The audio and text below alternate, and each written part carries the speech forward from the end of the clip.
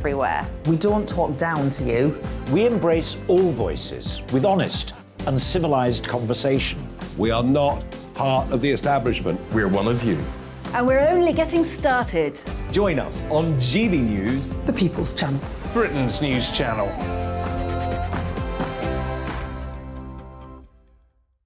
Hi there, it's Stephen and Anne. At breakfast from 6 a.m, you'll always be caught up with everything you need to know. The latest headlines, opinions and debates. We'll bring you the good news and the bad, but most of all, we're here for you. Remember, send in your views and let us know what you would like us to talk about. That's because we're your news channel. And every morning at 6 a.m, it's breakfast on GB News.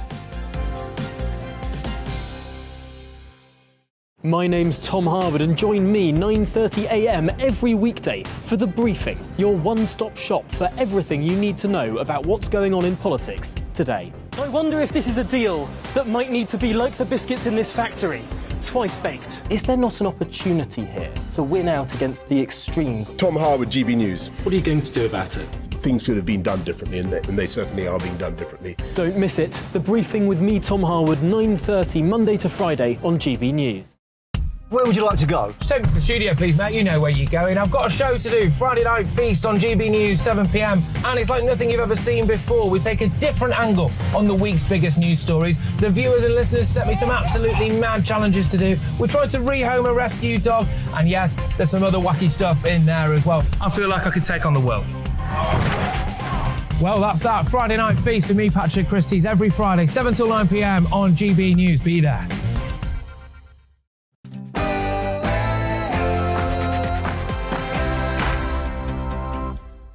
It's Mark Dolan in for the great Mark Steyn, who returns in a blaze of glory next week. On tonight's programme, with Prince Harry becoming increasingly political, with speeches on climate change, abortion and the pandemic, should he be stripped of his royal titles? We'll put that to top royal biographer Angela Levin and Grant Harold, former royal butler to Charles, William and Harry. That's right, someone who has literally wiped Harry's backside. They are live at 8:40, that is. Now, with news that government borrowing exploded to £23 billion in June, that's right, 23 billion quid's worth of your and my money, is Britain broke?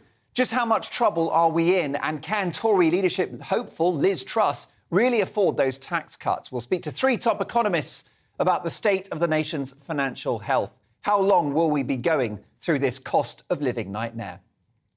And as 2,000 Tory members write to the party HQ complaining that the Prime Minister they voted for, Boris Johnson, has been undemocratically removed, should Boris be on the ballot? A three-way Johnson-Truss-Sunak contest?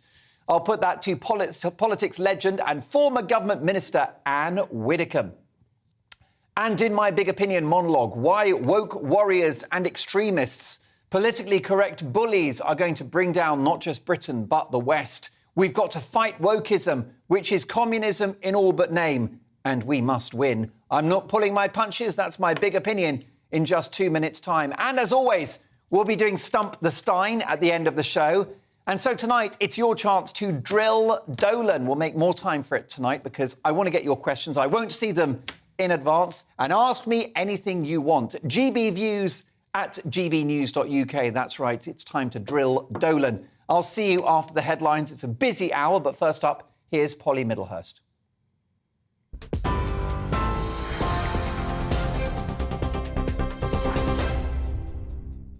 Mark, thank you. The top story this hour, Liz Truss has widened her lead over Rishi Sunak in the race to replace Boris Johnson at number 10 Downing Street. A new poll of Tory members by YouGov put the Foreign Secretary 24 points ahead of the former Chancellor, just a day after the pair made it through the final runoff in the Conservative leadership contest. Speaking this afternoon in Peterborough, Ms Truss said she's confident she would win the next general election.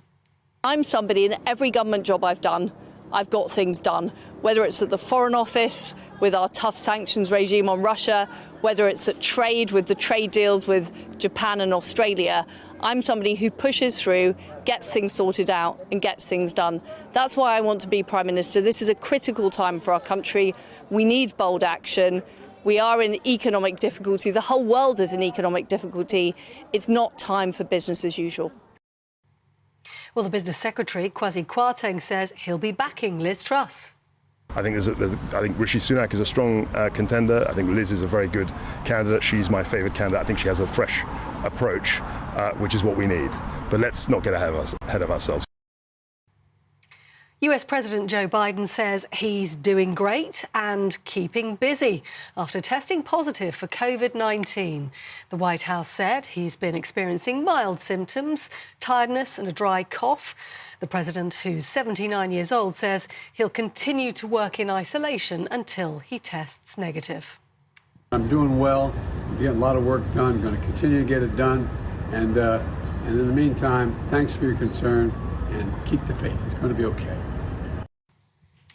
Now, the Home Office's handling of the small boat crisis in the English Channel has been described as poor in a new watchdog report. The independent chief inspector of Borders and Immigration has called for a more strategic response to migrant crossings, saying the system was overwhelmed.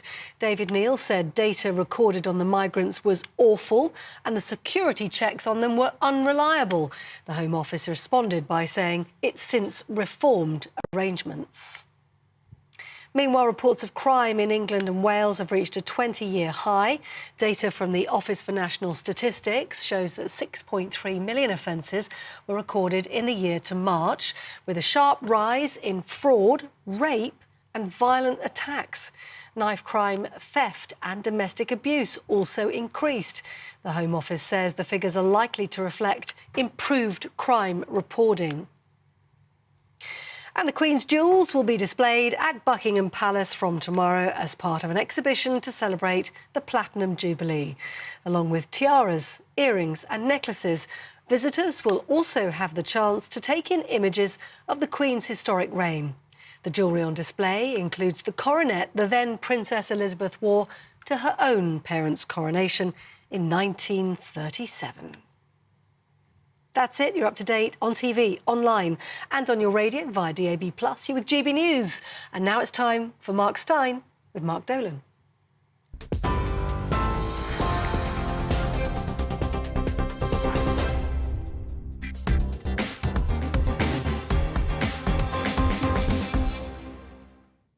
The Labour MP Chris Bryant made quite a splash on LBC radio this week by effectively saying that being woke, in other words, ultra PC, just means you're a nice person. Really?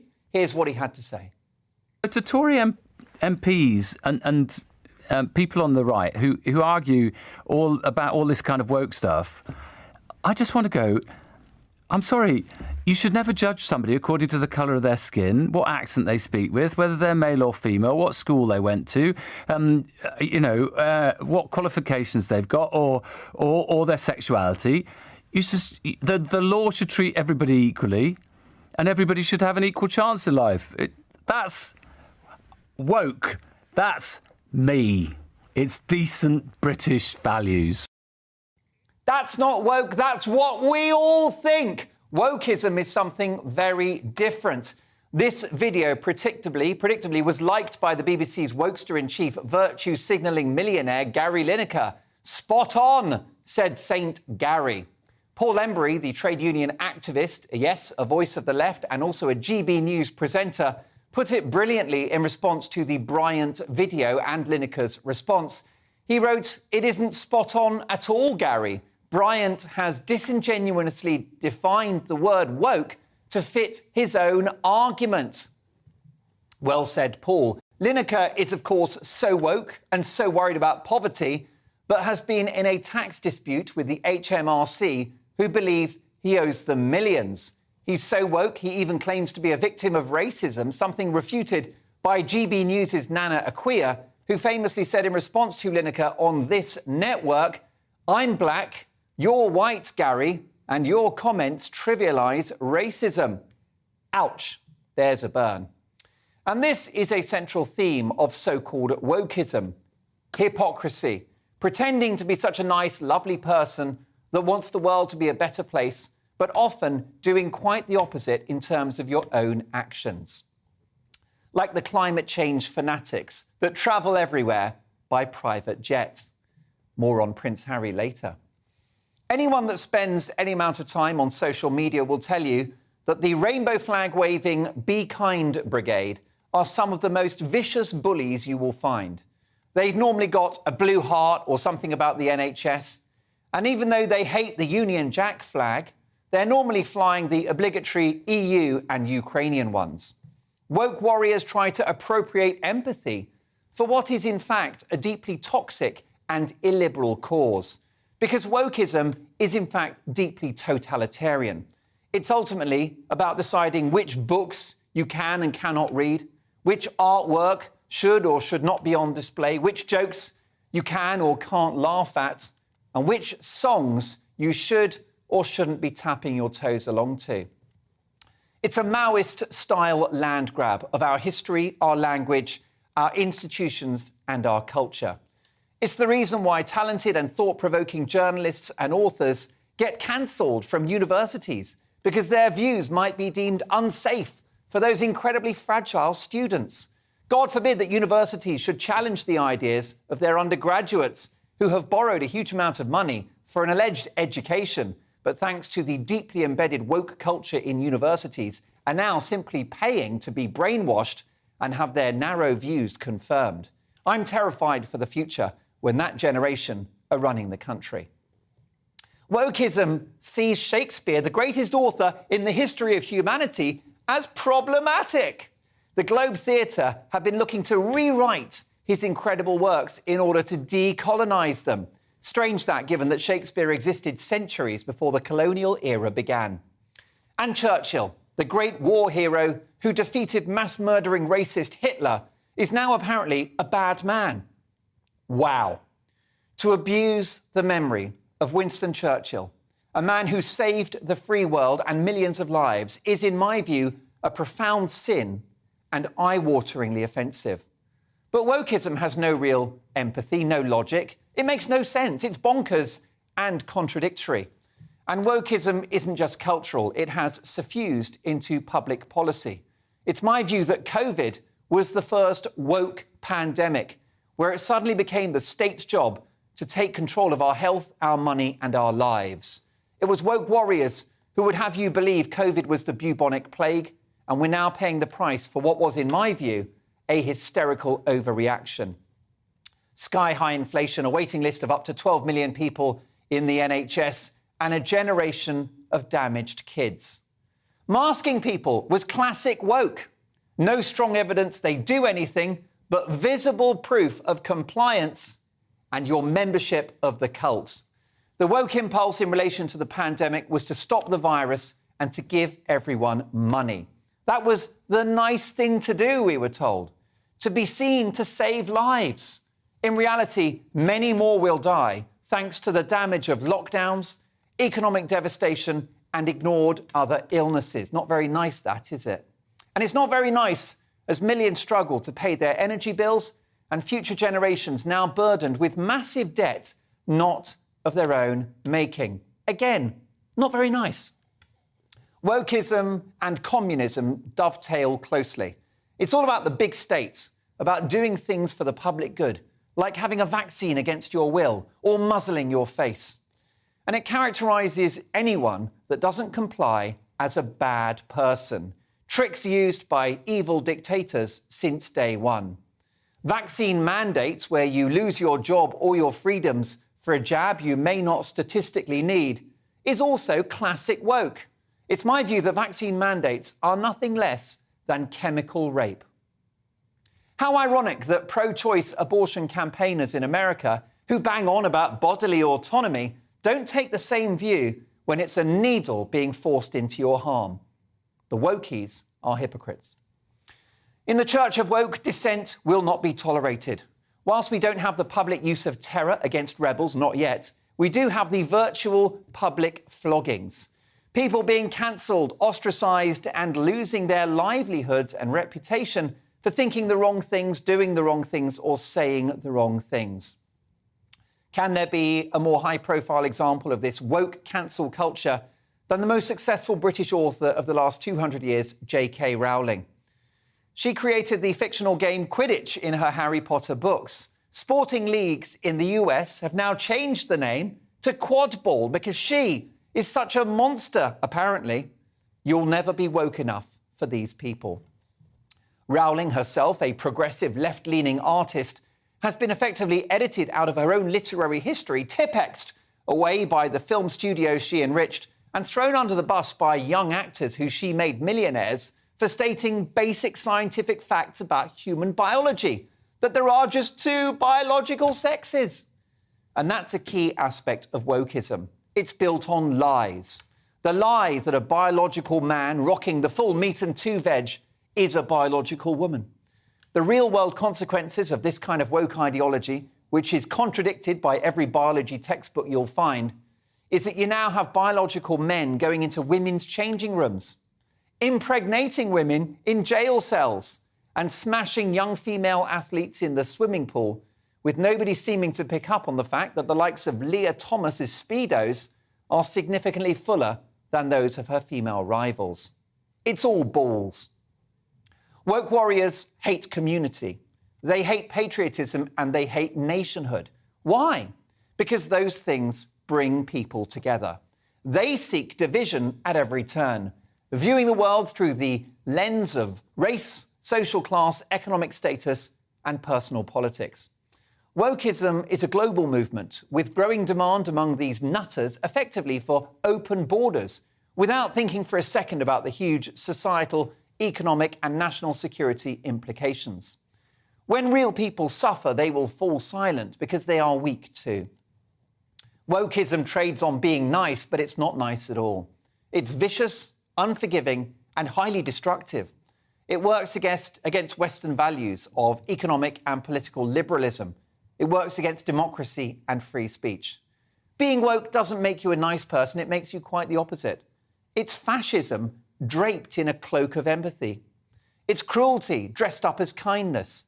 It's hypocrisy in heels. Wokeism is the single biggest threat to the West, far worse than terrorism or international bad actors. Free democracies like the US and the UK now contain within them the seeds of their own destruction, with woke forces at play to divide our society and destroy our economy. The only winners in all of this are China, who are more than happy to watch us tear ourselves apart. Tackling wokeism is a democratic, cultural, economic and national security emergency. And there's no one that won't ultimately be affected. Wake up to wokeism, folks, because you'll be next.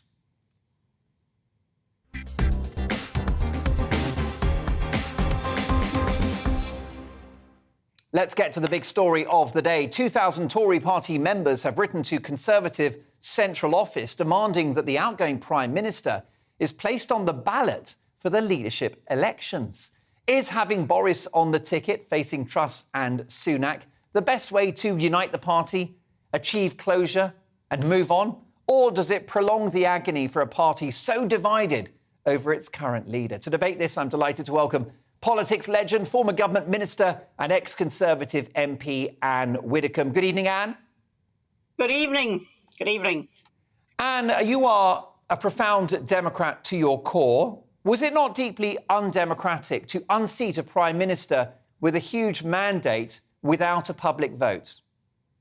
Well, you could have said the same about the defenestration of Thatcher. And I think whatever one might think of what happened to Boris, and as you will probably know, I was saying that with the nation and the state that it's in at the moment, it was the wrong time for all this chaos and uncertainty. But whatever one might have thought of Boris, whether you were for keeping him or against keeping him, the fact is he has gone. And whatever one might think with one's heart, one's head says, right now we've got to move on and we can't just re-rehearse the same old arguments all the time. Well, of course, the idea is that Boris goes on the ballot, he probably loses, the party has closure and can move on, Anne. Well, there will be two possible outcomes if he's on the ballot. One is that he would win, and I admit I think that is unlikely. But if it did, I just leave it to your imagination as to the chaos that would result. Or what is far more likely is he will lose. But all the time that the argument is going on, the Conservative Party is divided over an issue that has already been settled. And I don't think it's good for Boris. I don't think it's good for the party. And I think Boris has got more sense. He won't allow this. Having said all of that, I do understand why some people are angry about what happened and why some people would like a chance to undo it. But these things are not so easily undone. Tory MPs, Anne, have backed Rishi Sunak, but the party faithful, the grassroots, seem to be behind Liz Truss. Polling today suggests that she wins this race, this two-horse race, easily. Is that your view? I don't know about easily. There's a long time to go. It's not going to happen tomorrow morning. If there was a vote tomorrow morning, I'm sure she would win. And there are lots and lots of pitfalls in an election campaign, particularly for somebody who isn't actually terribly charismatic. But I'm backing Truss for what it's worth. I haven't got a vote because I'm not a member of the party, obviously. But I back Truss for the very simple reason that she wants a Tory agenda. She wants to go on getting benefits out of Brexit. I mean, what benefits has Rishi got out of Brexit? I mean, Liz has at least done the trade deals. She wants to have a tax-cutting agenda, which is the very essence of conservatism. And she's got a lot of imagination about the things that she wants to do. And she is right when she claims that wherever she has been in office, she has actually got things done. And that's a measure. Whereas I think with Rishi, it's same old, quite honestly. Sir Christopher Chope told me on this programme last night, Anne, that Remainer Liz Truss has the zeal of the converted in relation to Brexit. Do you buy that? Yes, because I think the proof of the pudding is in the eating, and that actions speak much, much louder than words. And if you look at what she's done since Brexit, her side of the argument lost. She said, right, let's get on with it. She got the trade deals with Japan, with Australia, and lots of little ones as well. And she's really thrown herself into it. And all I can say is I wish that some of those who voted leave, like Rishi, for example, had been as keen to take advantage of Brexit. For example, let's take an obvious one.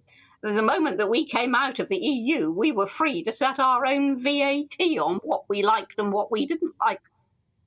And this was an ideal moment, given what was going on with the price of oil and the price of energy. Ideal moment to cut VAT or to remove it rather altogether on fuel. No, just preferred to play very, very safe. I'm sorry, Rishi. I want somebody with a bit more oomph and imagination. I want somebody with Thatcher's mantle. Rishi Sunak enjoys far greater support within the parliamentary party. Anne, what do Tory MPs know that the grassroots don't? Perhaps that it's only Rishi that can defeat Keir Starmer at the next election. Well, I don't believe that for one moment. Everybody said exactly the same thing about Thatcher. They said, she may be competent, but she's not going to be a match for the other side. But she was much more than a match for them. And led the party to victory after victory. Now, I wouldn't be despairing if Rishi won, in the sense that I wouldn't think a great catastrophe had overtaken the party and the nation. But I just don't think he's got the vision that Liz has got. Now, MPs do tend to go for what is safe. They always have. And Rishi is regarded as the safe option because he's not going to do anything terribly drastic. As I said just now, same old. I think that is a lot of it. But there's also, all manner of things go on in Westminster. There will have been a very big approaching of individual MPs who may well have been promised things. And also, of course, those who were just naturally loyal to Rishi because they'd worked with him and all the rest of it. So you can never tell. But usually what MPs think is not necessarily what the country in general thinks. And always a treat to have you on the programme. I look forward to our next encounter. Lots more to come. Should the ever-political Prince Harry be stripped of his royal titles? We'll speak to his former butler and a legendary royal biographer live in the studio. But next, with record borrowing figures announced today, is Britain broke? Can Liz Truss afford those tax cuts? We'll get the definitive answer after this.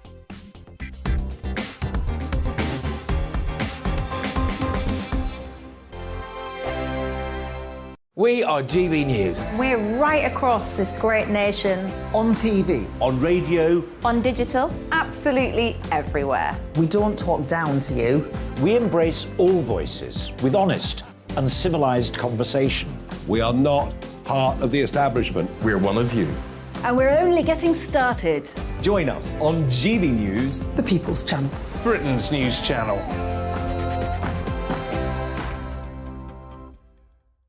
Hi there, it's Stephen and Anne. At breakfast from 6 a.m, you'll always be caught up with everything you need to know, the latest headlines, opinions and debates. We'll bring you the good news and the bad, but most of all, we're here for you. Remember, send in your views and let us know what you would like us to talk about. That's because we're your news channel. And every morning at 6 a.m, it's breakfast on GB News. My name's Tom Harwood and join me 9:30 a.m. every weekday for The Briefing, your one-stop shop for everything you need to know about what's going on in politics today. I wonder if this is a deal that might need to be like the biscuits in this factory, twice baked. Is there not an opportunity here to win out against the extremes? Tom Harwood, GB News. What are you going to do about it? Things should have been done differently, and they certainly are being done differently. Don't miss it. The Briefing with me, Tom Harwood, 9:30 Monday to Friday on GB News. Where would you like to go? Just take me to the studio, please, mate. You know where you're going. I've got a show to do. Friday Night Feast on GB News, 7 p.m. And it's like nothing you've ever seen before. We take a different angle on the week's biggest news stories. The viewers and listeners set me some absolutely mad challenges to do. We tried to rehome a rescue dog. And yes, there's some other wacky stuff in there as well. I feel like I could take on the world. Well, that's that. Friday Night Feast with me, Patrick Christie's, every Friday, 7 till 9 p.m. on GB News. Be there.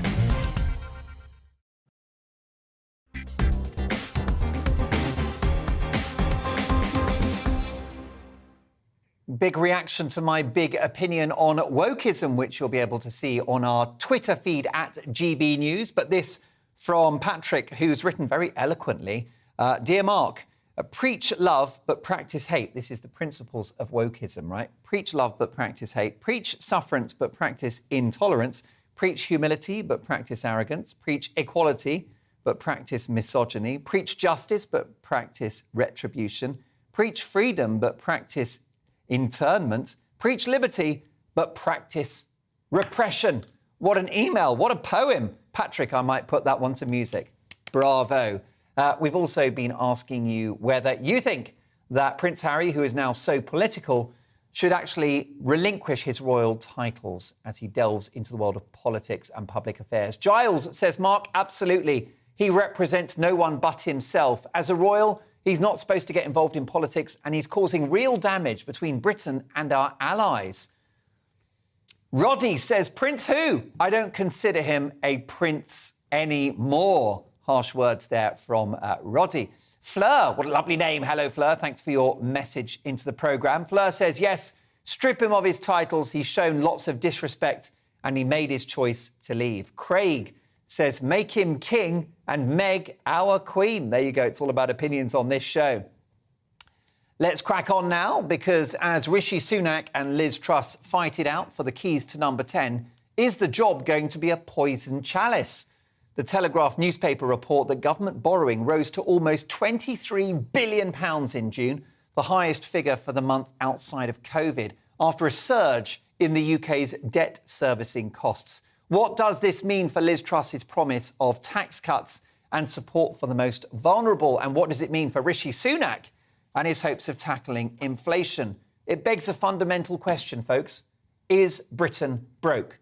To answer that question, I'm delighted to welcome former joint head of the United Kingdom's Government Economic Service, Vicky Price, and author Christopher Snowdon from the Institute of Economic Affairs. Of course, let me know your thoughts on that as well. GBviews at gbnews.uk. As far as I'm concerned, when it comes to battling out the next 2 years and going into the next election, the economy is the only show in town. Yes, we've got conflict in Ukraine. We are at war with inflation, and we've got to absolutely tackle that. And I think that actually the two candidates who are vying for the top job, Liz Truss and Rishi Sunak, have got to talk more about the economy, because it is the cost of living crisis that is causing millions of Brits to suffer arguably so unnecessarily. Also, don't forget you can email the programme across a range of topics because later this hour we're going to talk at length about Prince Harry. We're going to speak to Grant Harold, who is the former royal butler and indeed a top biographer, Angela Levin, about the future of that rather angry young man. But now I'm delighted to say my guests have joined us, Vicky Pryce and Christopher Snowdon. Let me start with you, Vicky. I believe speaking to us from Greece. Are you on holiday? I am. Yes, I came here to escape the heat of London. It's yes, good. I'm glad you're on holiday, that you haven't just run for the hills because the economy is in such bad shape. That's not why I did it. I'm afraid I'm in a place where inflation is over 11%, which is the sort of thing that we're going to see in the UK coming pretty soon. Well, yeah, now you're on holiday in Greece. Is Britain about to face the same fate as Greece in the years to come? Is Britain going to have a sovereign debt crisis? Is Britain broke? Britain isn't broke. It's able to borrow very easily, and it still borrows at quite low rates. Yes, it is true that because of what's been happening on the inflation front in particular and the index-linked bonds that the government borrows on, we've had a bit of an increase in what we need to pay in servicing the debt. But overall, of course, debt went up very significantly during COVID. It's continuing to go up right now, but at a much lower pace than was the case before. Britain is not about to default, and there is a possibility, when you're looking at some of the plans, particularly for Liz Truss, to borrow more if one wanted. Not hugely more, but certainly it wouldn't completely sort of break the bank, if you like, if one were to borrow more. Of course, Vicky Pryce, the difference between the trade deficit, which is essentially that we're spending more than is coming in, the sort of day-to-day spending, and then there is the national debt, which I think is over 2 trillion quid. The national debt is about 100% of the size of the economy, isn't it? Is that dangerously high? I don't think we're the only country that is in that position. I mean, what's happened, of course, during COVID is that we had to intervene very significantly in the economy to keep it going. The furlough scheme cost an awful lot, plus, of course, dealing with the National Health Service that needed extra support. Yes, some money was wasted, but overall, there is no way in which we would have been in the position we're in now, where unemployment is as low as 3.8%, without the government having intervened very significantly and borrowed a lot. And yes, nearly 100% debt to GDP ratio. And again, though, we are pretty similar to many countries, particularly the larger countries that had to intervene to help the economy during what was actually a very severe crisis. The US did the same, the European Union did the same, and I'm afraid the result of that has been that as supply didn't really quite meet the increased demand that was there when all the restrictions were lifted or were gradually lifted, we had inflation appearing then, and I'm afraid now with the war in Ukraine, we have inflation accelerating even further, and that's the real problem that everyone has to face. The economies are slowing down. It means that you're not going to be getting as much money as revenues, as you're suggesting, as one had hoped to, and the result is that inevitably the public finances will look worse than would otherwise have been the case. We're also joined by Lucas Krebel from the New Economics Foundation. But let me come to you first, Christopher Snowdon. Is Britain broke? No, Britain can't really be broke. Even the Weimar Republic and Zimbabwe didn't actually go broke. But that doesn't mean you should push things as far as you can. I mean, if it was a business, it would probably be broke. I mean, businesses can't really afford to be £2.4 trillion in debt and borrowing £22 billion a month. So it's not a question of going broke. It's a question of what the future holds. I'm not as sanguine as Vicky in this respect. I think the fact that other countries like Greece are in a similar position is a reflection of the fact that we're not the only country that is screwed here, but we are in an extremely bad place. And I would agree, again, that the COVID pandemic was an unusual situation that required a lot of borrowing. Even if you don't agree with lockdowns, I think you have to agree that people would have been staying home more as a result of COVID knocking around. So we would have either had to let all these businesses go bust, or we would have had to bail them out. So I think that was an instance in which you're right. We're right to borrow money. The trouble is we've been responding to every problem for the last 15 years in the same way. We borrowed a huge amount of money to bail out the banks, to get us through the financial crisis, and then when we had low rates of growth, we borrowed more money. At one point, the Bank of England was printing money just because inflation was less than 2%. It took its 2% target rather more seriously then than it seems to be doing at the moment. And then we had Brexit and we started borrowing. So every time the economy is not working as well as we would like to, we borrow more money. And you can't keep doing that indefinitely. You certainly can't keep printing money at the rate that we've been doing. We have inflation at the very high level that it is, largely because we printed £475 billion in the last 2 years or so. This cannot go on. And now we're dealing with the cost of living crisis, which is really just another way of saying high inflation. High inflation caused by borrowing and printing vast amounts of money, by we're not printing money, I have to say now, but we are still borrowing money, and the interest rates, of course, are going up because inflation's going up. So we're in a real pickle, and people are going to be paying this off for a long time to come. Not paying off the debt. We'll never pay off the debt, but we'll be paying off the interest for a very long time to come. It's a terrible situation, and it needs radical treatment. Lucas Krebel from the New Economics Foundation. What's worse, the national debt or inflation? Hi, pleased to be here. I would say inflation is a bigger worry than national debt, as I would agree with Vicky, like the UK government can manage the current levels of debt and the costs of interest still quite easily despite the recent increases. So I wouldn't worry about debt as big, like the objective of economic policy as such. I think national debt is sort of an instrument that the government can use to try to influence other policy variables and achieve outcomes in the economy it wants to see. So, I mean, inflation is a challenge, but debt at the moment, I wouldn't say so. But, Lucas, you know, I've spoken to so many economists with letters after their names, professors, PhDs, and they told me throughout that this borrowing was effectively cost neutral. It almost paid Britain to borrow money. How wrong they were. Like the COVID modelers, they got it wrong. 23 billion quid's worth of debt interest payments in 1 month alone. Yeah, so that's an interesting statistic. It's kind of a curiosity how our Office of National Statistics calculates that, because it presents the accrued amounts of interest debt, but it's not actually the interest that the UK government will pay this month, because the vast bulk, I think about 60 or 70 billion out of that, is actually the change on the principal valuation of the proportion of UK debt that is linked to inflation, so the index-linked gilts. So it's actually not that interest payment that the UK government needs to do this month. It's something it's going to be years or even decades away in cases for some of that debt. And that's kind of something that happened now because we have high inflation and the proportion of debt is linked to inflation. But when inflation goes down, I mean, forecasts have been wrong about that, but eventually we still expect inflation will go down sometime in the next 12 to 18 months. You know, this impact will again reduce significantly. So again, that can be managed over the longer term.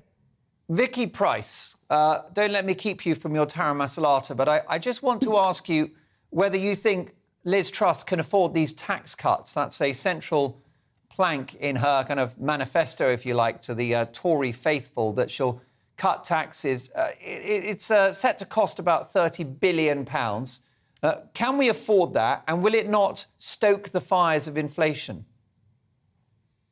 Well, this is indeed the question.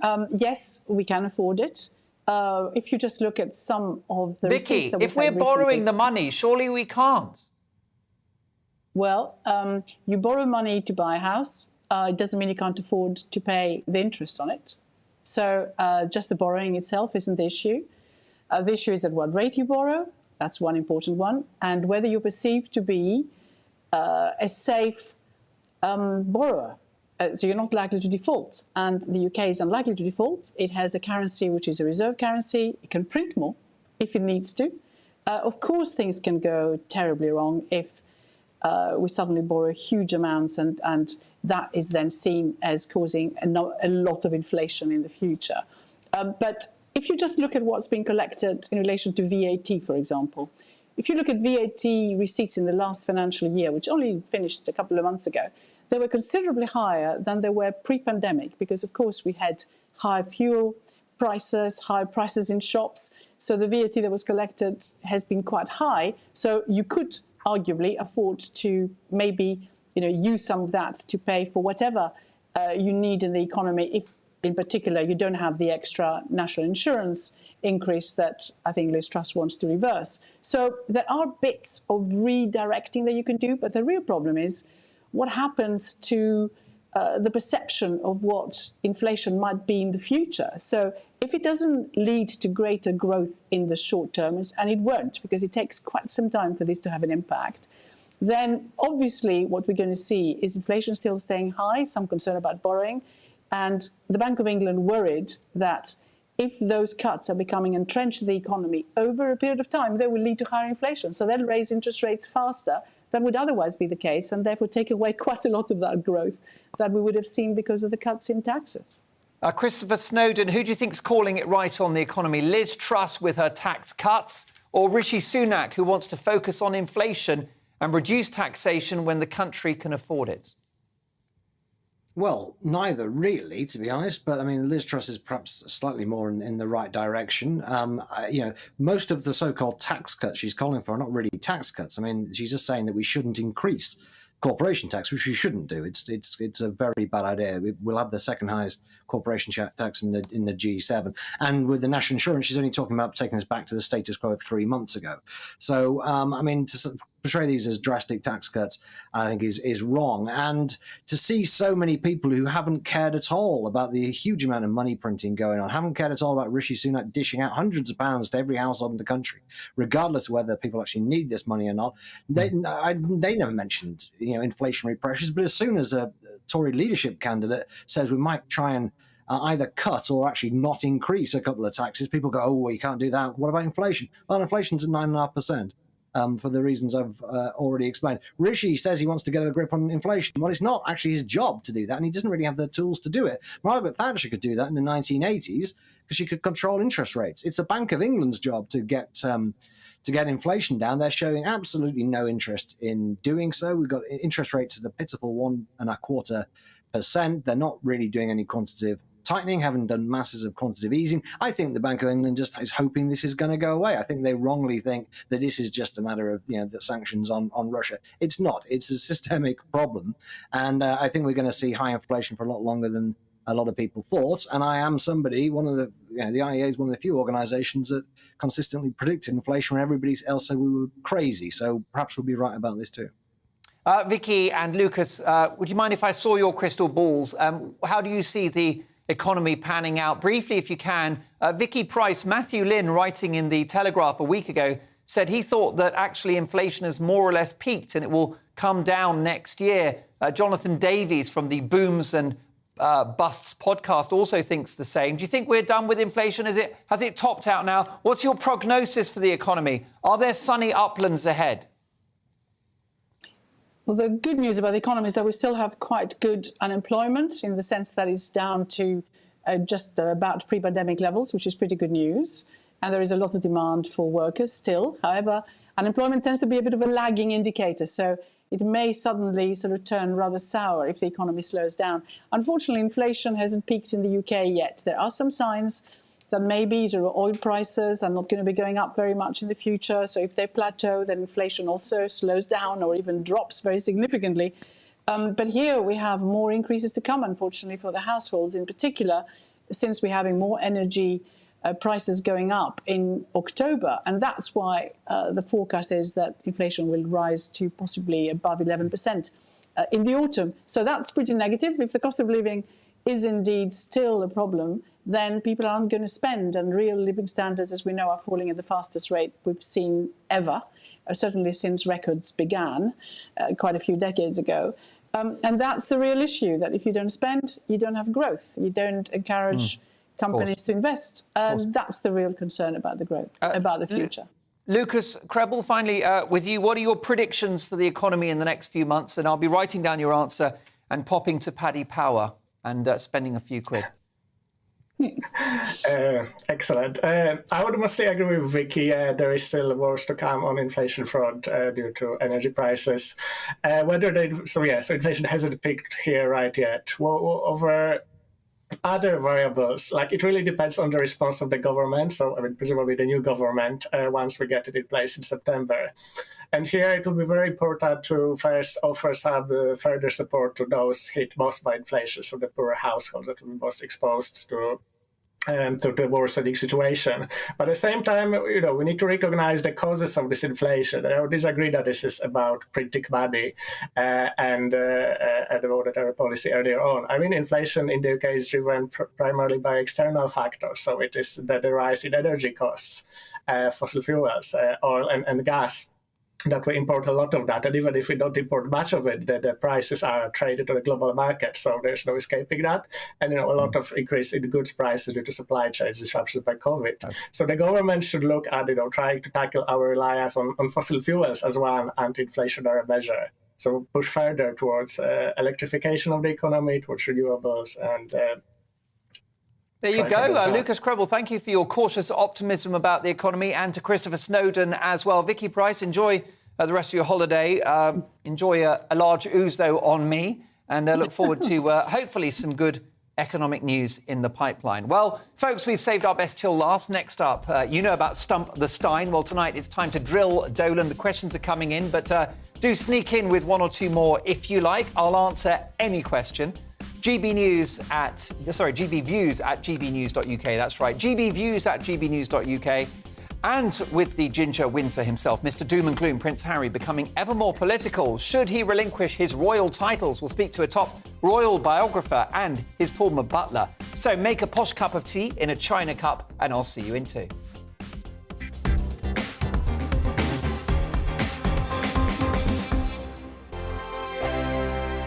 We are GB News. We're right across this great nation. On TV. On radio. On digital. Absolutely everywhere. We don't talk down to you. We embrace all voices with honest and civilised conversation. We are not part of the establishment. We're one of you. And we're only getting started. Join us on GB News, the People's Channel. Britain's news channel.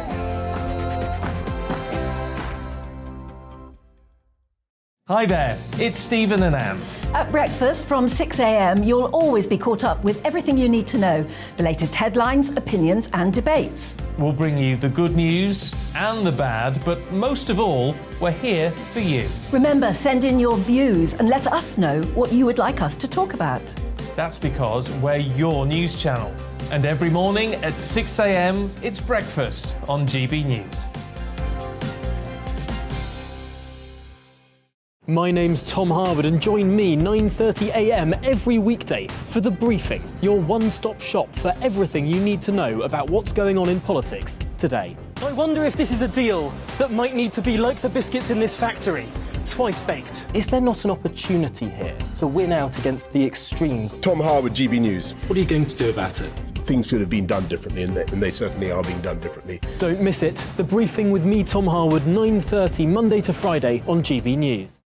Where would you like to go? Just take me to the studio, please, mate. You know where you're going. I've got a show to do. Friday Night Feast on GB News, 7 p.m. And it's like nothing you've ever seen before. We take a different angle on the week's biggest news stories. The viewers and listeners set me some absolutely mad challenges to do. We tried to rehome a rescue dog. And yes, there's some other wacky stuff in there as well. I feel like I could take on the world. Well, that's that. Friday Night Feast with me, Patrick Christie's, every Friday, 7 till 9 p.m. on GB News. Be there.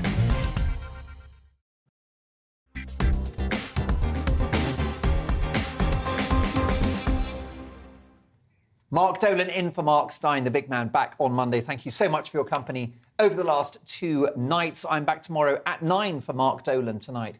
Let's talk about Prince Harry, who has hit the headlines with an attack on last month's Supreme Court ruling in the US that there is no constitutional right to an abortion. It means that individual states can now decide whether a woman can have access to termination. Speaking during Mandela Day at the United Nations, he also argued that democracy was under global assault.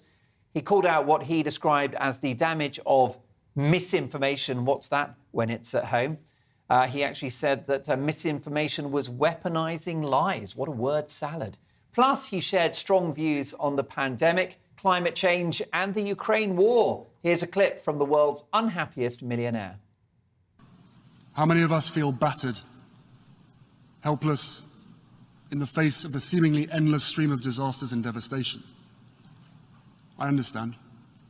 This has been a painful year in a painful decade. We're living through a pandemic that continues to ravage communities in every corner of the globe. Climate change wreaking havoc on our planet, with the most vulnerable suffering most of all. The few weaponizing lies and disinformation at the expense of the many. And from the horrific war in Ukraine to the rolling back of constitutional rights here in the United States, we are witnessing a global assault on democracy and freedom. Blimey, slip my wrists now. Look, I am Mr. Free Speech. This guy can say whatever the hell he likes, as far as I'm concerned. But surely not whilst representing the British royal family, a famously apolitical institution. Why is the Queen great? Because she never gets involved in politics. So it begs the question, with Harry developing a far more political role, should the palace strip him of his royal titles? To answer this, I'm delighted to welcome legendary royal journalist and biographer Angela Levin. She's the author of Camilla, Duchess of Cornwall, From Outcast to Future Queen Consort, which is coming soon. We're also joined by a very revered gentleman, former royal butler Grant Harold, who served Charles, William and Harry. Grant is now a world-renowned etiquette expert at theroyalbutler.co.uk. Angela Levin, do you think that Harry should relinquish his titles? Because then he's free to say what the hell he wants. Yes, I absolutely do. You can't have your cake and eat it is the best explanation of that. I mean, he wanted to leave the royal family. He hated being in the royal family. I wrote his biography that came out in 2018, and he was just fed up with it. He didn't want to live in a goldfish bowl. He wanted to be free, and he had every chance to be free. With Meghan, he could go and have a lovely life, but he seems to want to punish himself and everyone around him from his family. It just is, it's heartbreaking on one level and very annoying on another. The Queen was very, very clear when he and Meghan left that you can't use your royal contacts to make money out of it. And that's what they've been doing, and that's completely wrong. So he should be, the title should be taken away. But the Queen is 96, she loves Harry, and at her time of life, she wants things to be quiet. She doesn't want an upheaval.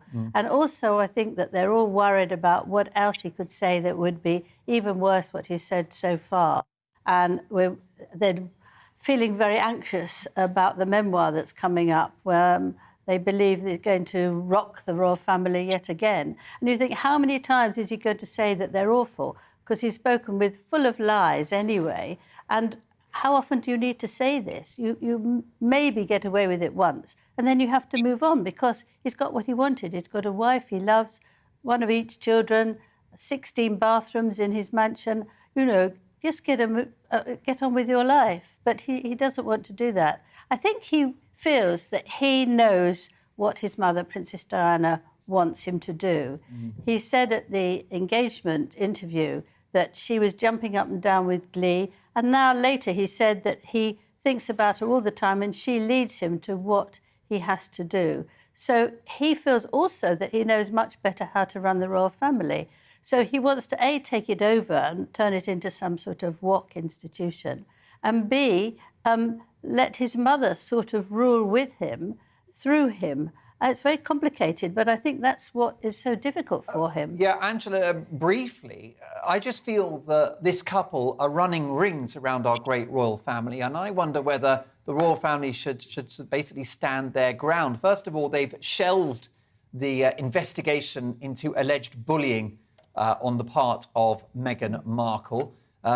Now they don't want to strip him of his titles. Don't they have to get tough with this couple and stand up to a pair of bullies? Well, I think Prince Charles and Prince Andrew would get tougher, but the Queen doesn't want to. Do you think Charles will strip Harry of his titles? Well, he can't strip Harry. It's a it's a government. No, it's a government thing. It's a voting government, and it would have to be a vote that the MPs did, so they can't do that. OK. Well, Grant Harold, great to have you on the show. We know you've had a busy day. Thank you for joining us this evening.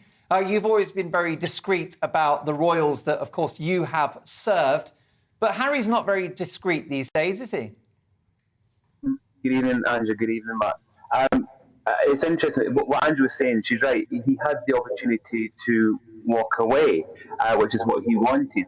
I think what's difficult is I've always said that it's difficult to study walk away from the royal family and not still continue some sort of public role. I've kind of said they're a bit like a celebrity royal couple, which is not ideal. That's not what the monarchy is supposed to be about. It is obviously awkward and embarrassing to the royal family, but the tricky part is, and people say to me, why have they not stripped their titles? And I know I'm probably going to disagree on this, but the thing is aristocracy out there across the country have done some terrible things. They've broke the law. There's a few of them that even having jail time. They haven't lost their titles. So with this kind of thing, because he hasn't exactly done anything illegal, he's not broken any laws, you can understand why the Queen or other members of the royal family have not kind of said, wait a minute, should he lose the titles? But I do understand a lot of people feel angry and upset about the stress, without question, that it is causing the Queen and other members of the royal family. Brilliant stuff. Grant, Harold and Angela Levin, I wish we had longer. A fascinating debate, but we're coming towards the end of the programme. Dan Wootton's next. It's just time to drill Dolan now. Darren says, what do you think about Quidditch being renamed Quadball because of its links to J.K. Rowling? Well, I think she's the greatest author in the last 200 years. I think she's got millions of kids around the world reading books. She's a hero to me all over again now by simply stating biological facts, which is that there are just men and women. Yes, by all means, identify by a different gender, but you are a lady or a man when it comes to pure human biology. What do you think Liz and Rishi will have for dinner at the next Davos WEF meeting, Bez says? Well, look, I've got to say I'm worried about either of those two characters being signed up to a rather dystopian future for this country. If that happens, I will fight it at every turn. As far as I'm concerned, Klaus Schwab is public enemy number one, probably the scariest man in the world, maybe even scarier than Vladimir Putin. Should there be a general election, Jane says? No, I think that we've got economic and political stability. Boris achieved that 5-year mandate. He won't serve it, but the Tories will, and they've got 2 years to turn around this economy. Why do you support Sunak, who, in my opinion, has ruined the economy and has no clue on housekeeping and no boldness, says Edward. Well, look, that's a fair point. I understand he's a rich man, but the bottom line is he knows the Treasury inside out. He is a Conservative, a Brexiteer, and I think he can defeat Keir Starmer, which is surely the biggest priority. Have you ever been mistaken for Louis from Ghostbusters? No, I'm a bit taller than him. That's Rick Moranis, isn't it? I have been mistaken for Louis Theroux, though, especially when I used to make documentaries, but he's a lot more handsome and wealthy than I am. Speaking of handsome and wealthy, Dan Wootton, can't wait for your show tonight. Drill Dolan. Mark, it's quite a name for a segment, isn't it? Everyone was talking about that in the office after the show yesterday, I have to tell you. Huge show ahead. Mark, you know this BBC Unvaccinated documentary. We have the participants who say the BBC scammed them. Cannot wait. Massive show. Unmissable 2 hours. Dan Wootton tonight. He's live at 9. I'll see you tomorrow at 9. Thanks for your company. Good evening, Alex Deakin here with your latest weather update from the Met Office. Tomorrow promises, again, a lot of cloud, but more showers to come tomorrow and, in places, the potential for some pretty lively thunderstorms. At the moment, high pressure is kind of in control, but weather fronts are approaching from the west. They'll mix things up through the weekends, but also pushing up from the south, we have a few more showers overnight. So turning a little bit damp and drizzly over parts of southern England and the Midlands, a few scattered showers keeping going over southern and eastern parts of Scotland. Either side, most places dry. Quite a warm night across the south, not the oppressive heat of a few nights ago, of course, but temperatures still holding up in the mid to high teens elsewhere, 12 to 14 Celsius generally.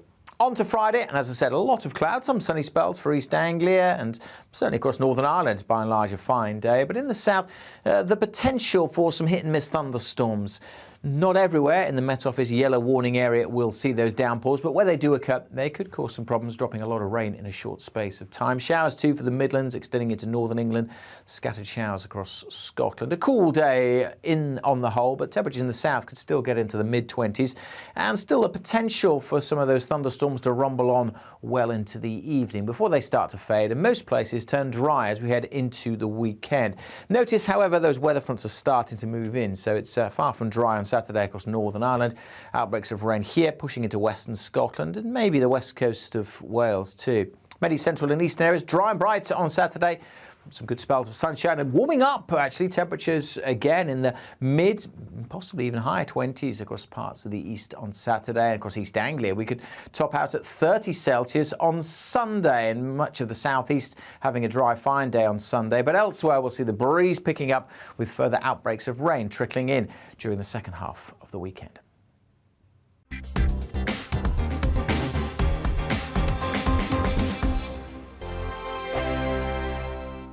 We are GB News. We're right across this great nation.